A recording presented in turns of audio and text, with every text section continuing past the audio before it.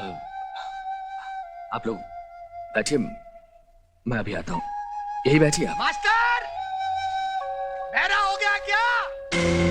हाँ, दरवाजा बंद कर या खुला रख, नहीं छोड़ूंगा।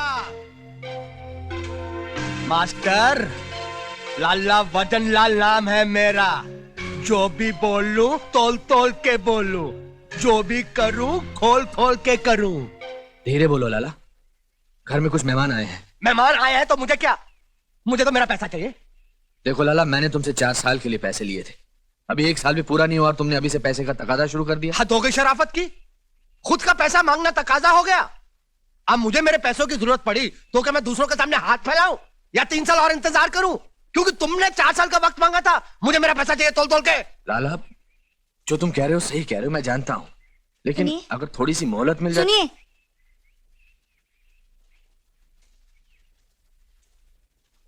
उसे ये कंगन देकर टाल दीजिए, कुछ दिन तो चुप रहेगा। कैसी बातें कर रही हो? ये कंगन तो तुम्हें शारदा की शादी के लिए संभाल कर रखने को कहा था। जाओ जाकर रख के आओ। मैं कहता हूँ जाओ, इन्हें अंदर रख कर आओ। लेकिन ये मैं कह रहा हूँ ना, जाओ।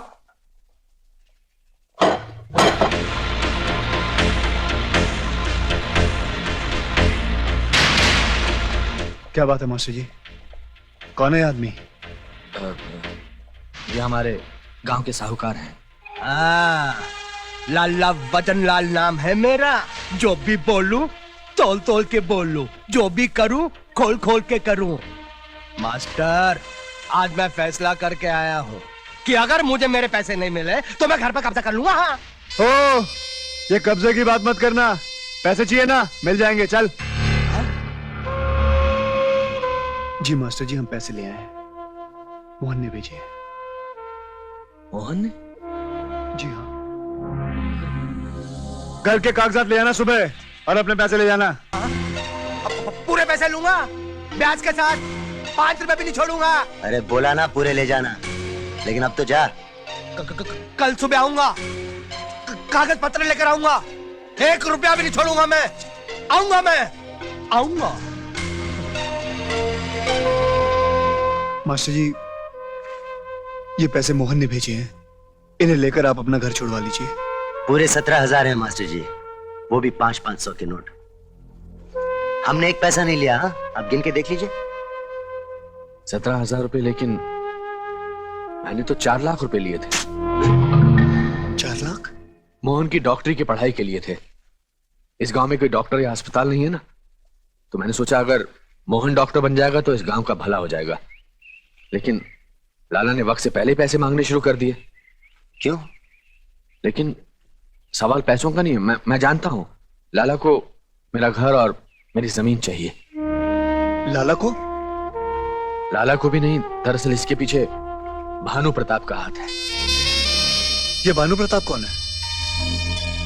ये गांव भानु प्रताप के बड़े भाई सूरज प्रताप सिंह की जागीर थी। सूरज प्रताप सिंह जितने भले इंसान थे, भानु प्रताप सिंह उतना ही अय्याश, बदमाश और आवारा आदमी था।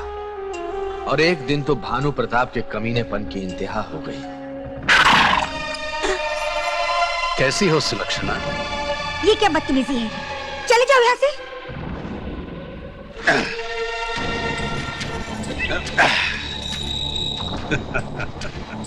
डर मत, तुझ जैसी खूबसूरत औरत की जगह इस गांव में नहीं, मेरी हवेली में है। अपनी हवेली में ठकुराइन की जगह अभी तक खाली रखी है मैंने। चल। बहुत कपड़े धो लिए तूने। अब ये ठाकुर रोज तेरे हुस्न की पूजा करेगा। भाई साहब, ये भाई साहब, ये क्या कर रहे हैं आप? भाई साहब, मुझे माफ कर दो। मुझे भाई साहब, मुझे माफ कर दो भाई साहब। भाई साहब, मुझे माफ कर दीजिए। भाई साहब बख्श दीजिए मुझे भाई साहब। आज ठाकुर सूरज प्रताप सिंह तुम्हें नहीं बख्शेगा। तुम्हारी बेशर्मी और बदचलनी आज खुद मुंह फाड़े हमसे तकाजा कर रही है कि ठाकुर खानदान से तुम्हारा जुड़ा हुआ ये नाम हमेशा हमेशा के लिए काट दिया जाए। कि हम तुम्हें अपने बाप दादा की जागीर से बेदखल करते हैं।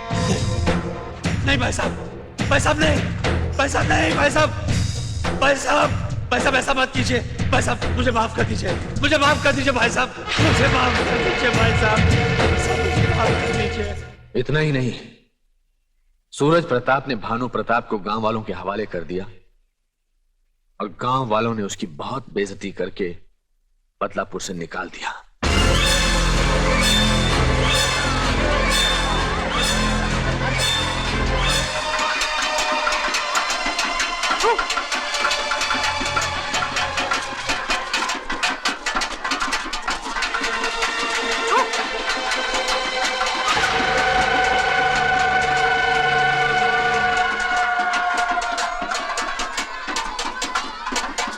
सालों साल बीत गए, भानु प्रताप को सब भूल गए।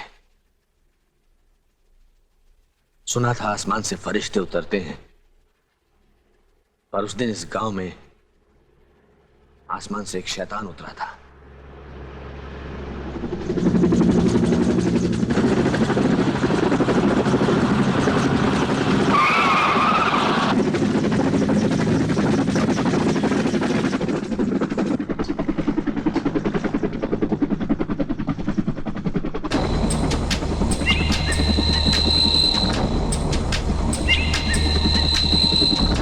भानु प्रताप ने भोले भाले गांव वालों को बहकाने की बहुत कोशिश की।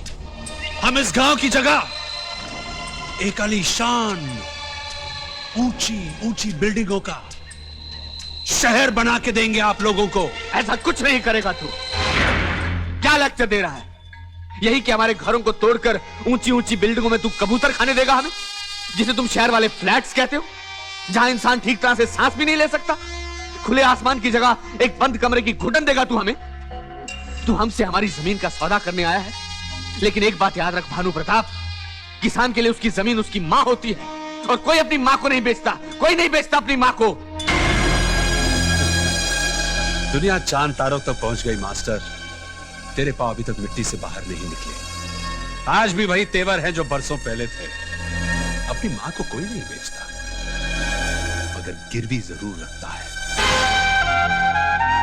जैसे आपने अपना मकान और अपनी जमीन लाला के पास गिरवी रखी है। लाला,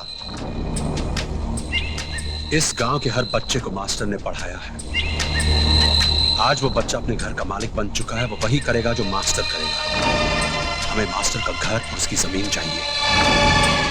एक बार हमें मास्टर की जमीन और उसका घर मिल गया तो गांव के सारे घर उसके पीछे पीछे भागते आएंगे, और फिर कबूतर खाने भी इनके नसीब में नहीं होंगे। उस वक्त तो गांव वालों ने मेरी बात मान ली और एक गांव टूटने से बच गया, लेकिन अब अगर मेरा घर टूटा तो मेरे पीछे पीछे सारा गांव टूट जाएगा।